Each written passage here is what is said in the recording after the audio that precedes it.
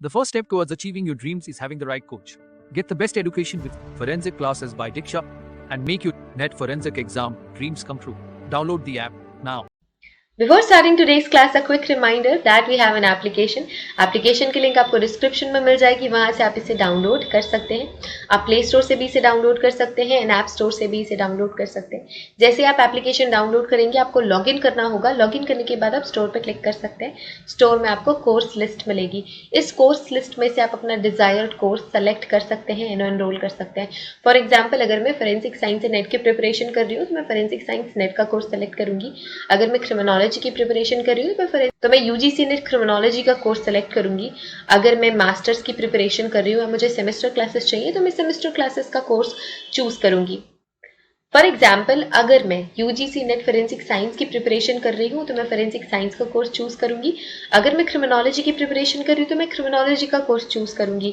इसके अलावा semester classes भी अवेलेबल है एंड फोरेंसिक के फील्ड में जितने भी entrance examination, BSc entrance examination, MSc entrance examination के कोर्सेज भी अवेलेबल हैं.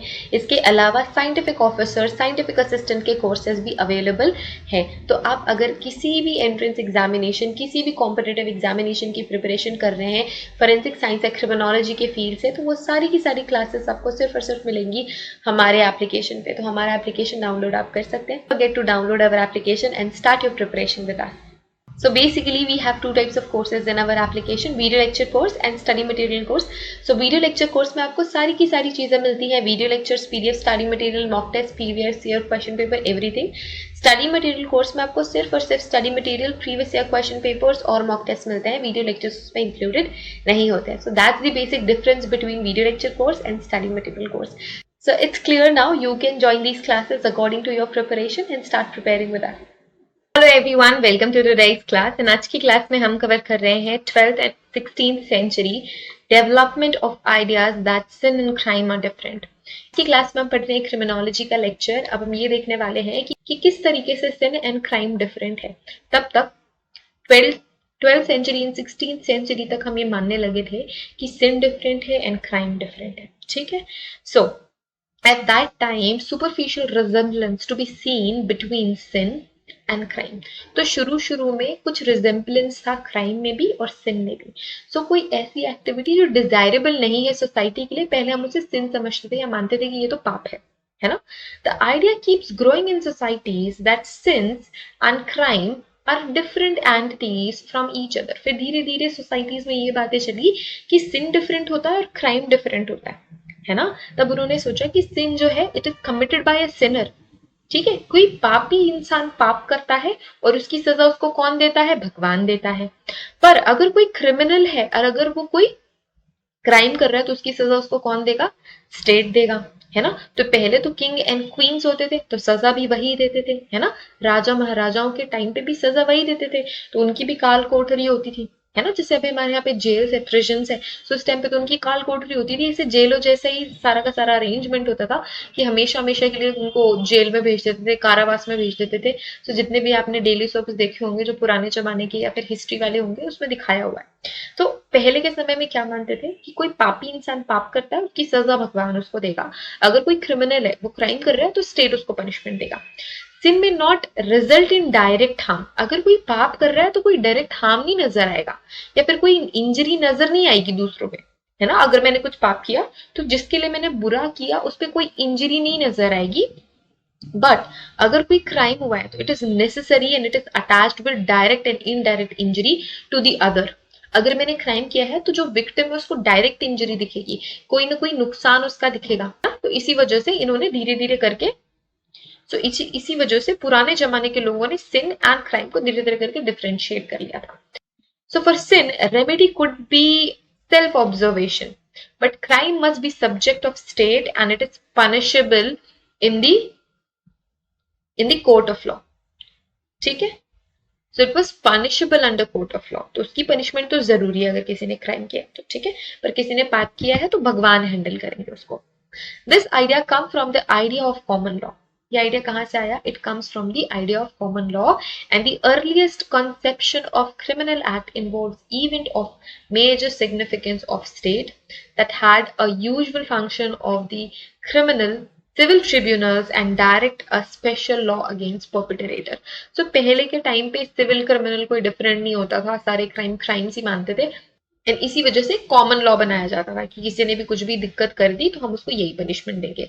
बट धीरे धीरे हमने इवॉल्व किया. All the earliest English criminal trials involves wholly extraordinary and arbitrary courts without any settled law to apply. तो उस टाइम तो कोई एक पर्टिकुलर लॉ नहीं था, है ना, सारा कुछ कॉमन था, बस ऐसे ही चल रहा था कि किसी ने क्राइम कर दिया, ठीक है ये पनिशमेंट दे दो, किसी ने वो क्राइम कर दिया, ये पनिशमेंट दे दो. आज के डेट पे वी हैव डिफरेंट पनिशमेंट्स सब डिफरेंट क्राइम्स के लिए, है ना, जितने भी डिफरेंट टाइप ऑफ क्राइम्स होते हैं उसके प्रोसीजर्स भी हमारे पास हैं, और उनको क्या पनिशमेंट देनी ये भी हमारे पास है, उनको कहाँ पनिशमेंट देनी ये भी हमारे पास है, एंड सारा कुछ रिटन है, रिकॉर्डेड है लॉ में. पहले तो कोई ऐसा लॉ था नहीं, है ना, सो पहले सब कुछ कॉमन चल रहा था, एंड बहुत सारे ऐसे क्रिमिनल ट्रायल्स है जो बस ऐसे ही हो गए थे बिना किसी सेटल्ड लॉ के. So when the idea of crime taken center place in the state, then obviously it result in the development of idea of criminology. जैसे ही हमने crime पे focus किया वैसे ही criminology फिर emerge होने लगी, develop होने लगी. So criminology is a branch of knowledge which concern with such conducts of human behavior. So वो human behavior जो कि desirable नहीं है, ना तो हमारी society के लिए ना तो humans के लिए, which is prohibited और injurious to society and its order, जो कि सोसाइटी के लिए बहुत ही ज्यादा इंजूरियस है, प्रोहिबिटेड है, उनके भलाई में नहीं है. सो ये सारी चीजें क्रिमिनोलॉजी में आने लगी. So basically criminology is a social legal study of human behaviour. तो कैसा है, सोशल स्टडी भी है, लीगल स्टडी है किसकी, क्रिमिनल बिहेवियर की, to identify logic, reason and preventive measures of crime, कि क्राइम को हम लॉजिकली आइडेंटिफाई कर सके, कि उसका रीजन क्या था ये जान सके और उसको प्रिवेंट कर सके. धीरे धीरे अब क्रिमिनोलॉजी इमर्ज होने लगी थी.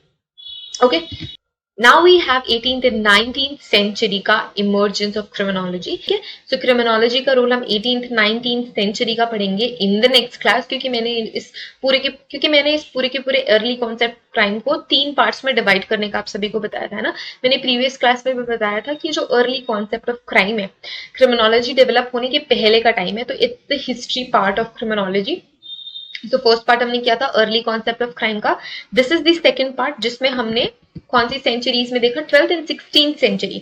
अब 16th सेंचुरी के बाद क्या क्या चेंजेस आए ये हमने देखना 18th एंड 19th सेंचुरी में, क्योंकि मैंने आप सभी को बताया ना जैसे जैसे पॉपुलेशन एंड सोसाइटी चेंज होती गई, क्राइम का फिनोमेना भी चेंज होता गया, एंड धीरे धीरे क्रिमिनोलॉजी इमर्ज होती चली गई. इसी वजह से 3 सेक्शंस मैंने बनाए हैं, सो दैट आपका जो विजन में है वो भी क्लियर हो जाए, एंड कभी आपको एग्जाम में भी लिखना हो या फिर एग्जाम से यहाँ से क्वेश्चन आते हैं तो आप उसको डिफरेंशिएट भी कर पाओगे, सब एक में मिक्स नहीं होगा, है ना.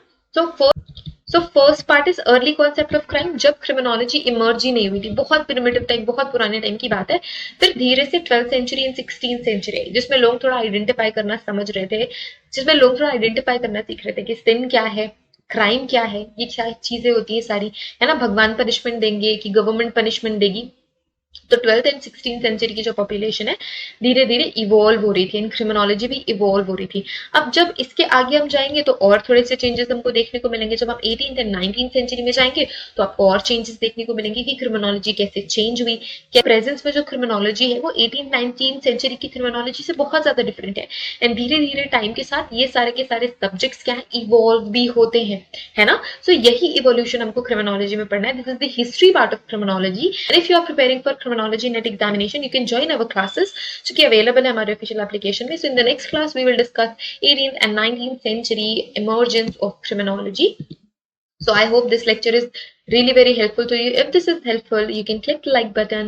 अगर अभी तक हमारे चैनल को सब्सक्राइब नहीं किया है तो हमारे चैनल को सब्सक्राइब भी कर लेना है. अभी तक आपने हमें इंस्टाग्राम एंड टेलीग्राम पे फॉलो नहीं किया है तो हमें वहां पे भी फॉलो कर लेना है. एंड सारे के सारे लेटेस्ट अपडेट आपको क्रिमिनोलॉजी एंड फोरेंसिक साइंस की फील्ड से हमारे ही नेटवर्क पे मिलते हैं. So do join our network, do join us on Instagram, Telegram, the part of the family. Thank you so much everyone for watching this video. Have a great day ahead. Take care of yourselves. Till then, take care. Bye. See you guys in the next video with next part of this series. Till then, take care. Bye.